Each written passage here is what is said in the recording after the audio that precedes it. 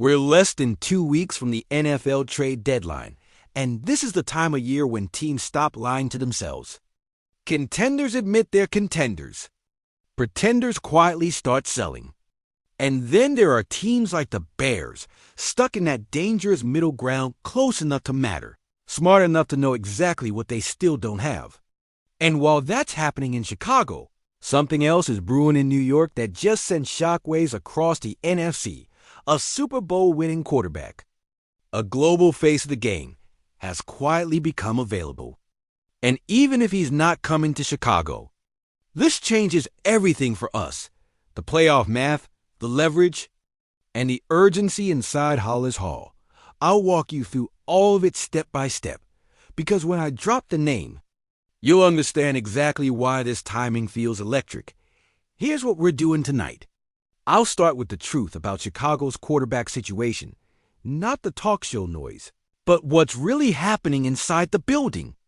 Then, I'll tell you why quarterback desperation across the NFC just exploded as the defining storyline of this trade season.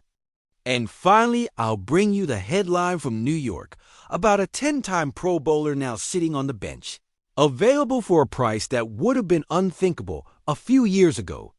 And before we finish, I'll ask you a question directly.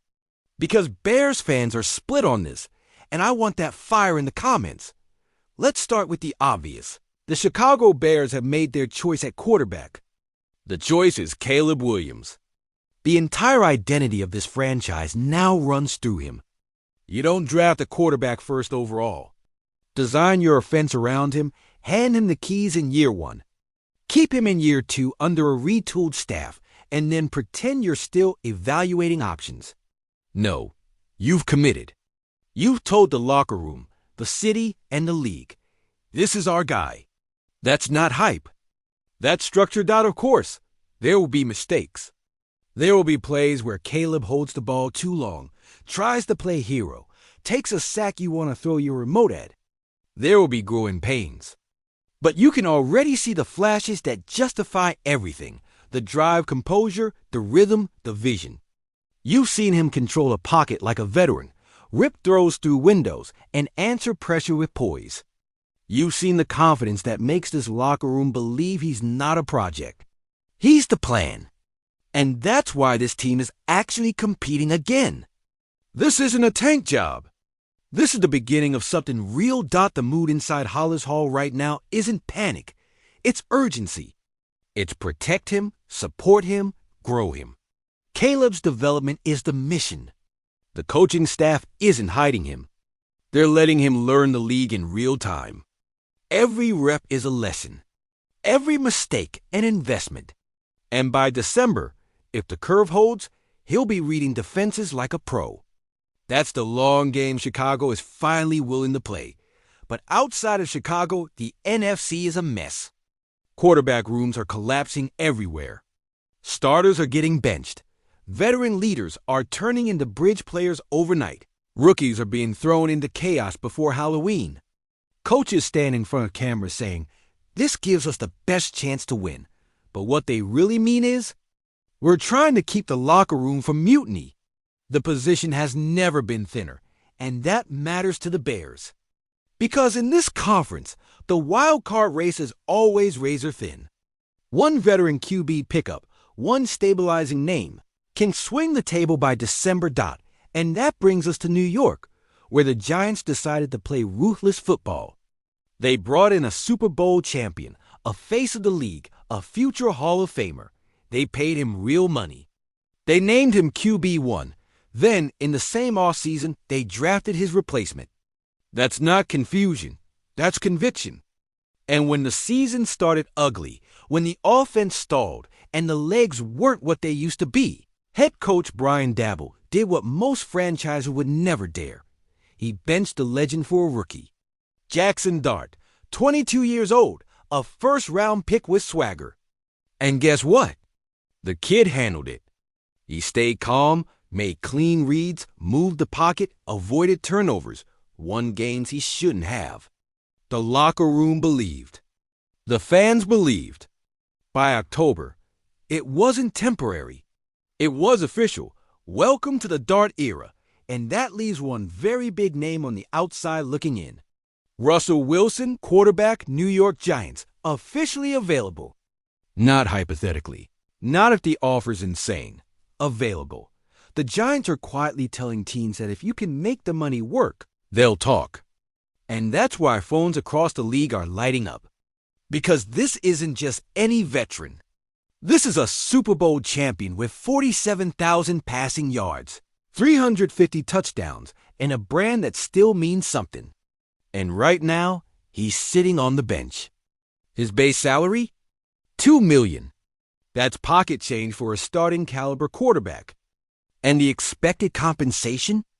A late-round pick. That's how crazy this market just got, but there's a reason the price is low. Wilson isn't the same guy who once terrorized defenses in Seattle. The legs are slower. The improvisation isn't what it used to be. Through 3 starts with New York, he's completing under 60%. With a QBR in the mid-30s, the tape shows flashes. The deep touch is still there. The vertical rhythm roots still hum, but he's not a creator anymore. He's a stabilizer. A no. 2. A premium insurance policy. That's what teams see now. A veteran who won't panic if called in December, but won't redefine your offense either. So how does this touch Chicago? 3 ways. First, the NFC playoff picture just shifted. If a middle-tier team, a 4-4 squad with a nasty defense and a broken passing game lands Wilson, that team might suddenly stay alive longer than expected. That could turn an easy December matchup into a nightmare and mess with our wild card math. Second, it reveals the cost of quarterback insurance in this league. You're paying almost nothing for a future Hall of Famer. Yet the consensus view is that he's fine, not transformative. That shows how impossible it is to find even competent QB play today, something our front office is surely studying, even while backing Caleb fully. And third, it's about culture. The Giants didn't hide from their decision. They benched a legend, crowned the rookie, and told everyone the truth. This is the future. No drama, no confusion. That's how you lead. And the Bears, in their own way, are doing the same. We're not pretending there's a QB competition. We've tied the franchise to Caleb Williams, loudly, publicly, completely. And the locker room respects that. Clarity builds culture. You can't grow without it. Before wrapping, let's talk about what's next. Chicago's front office is taking calls, not just making them. Other teams are circling pieces of our offensive line. Braxton Jones' name is out there. And that's where this gets tricky, because protecting Caleb is the top priority. You can't claim to be building around your young QB and then strip away his protection for draft picks. Every decision this week is about balance, building the future while keeping the kid upright today. That's the line they're walking inside Hollis Hall. So here's my read. As someone who bleeds navy and orange, Russell Wilson, being shopped isn't a Bears move, but it's definitely a Bears story. It changes our landscape. It proves what veteran backup really means in 2025, and it reminds every fan in this city what matters most. Pick your quarterback, believe in him, and don't flinch when the league starts shaking. That's what New York just did. That's what Chicago is doing. That's what real franchises do. Now it's your turn. Jump in the comments. Should the Bears consider adding a veteran backup down the road? Or do you believe every meaningful snap this season belongs to Caleb Williams, mistakes and all? And does the idea of another NFC team grabbing Wilson for next to nothing worry you in the playoff race? I want to hear it all, because this isn't just gossip. It's identity. Here's the bottom line. For the first time in a long time, the Bears have a plan, and it's working. Caleb is the centerpiece. The staff is developing him, not protecting him. The front office isn't chasing noise. It's staying disciplined. Meanwhile, the Giants just benched a legend, made him trade bait, and showed how brutal this league really is. Today's franchise face can become tomorrow's insurance policy in a heartbeat. So stay locked in, hit subscribe, turn on alerts. And don't blink, because the next 10 days could define exactly how serious the Bears are about protecting Caleb, protecting this locker room, and chasing real football in January.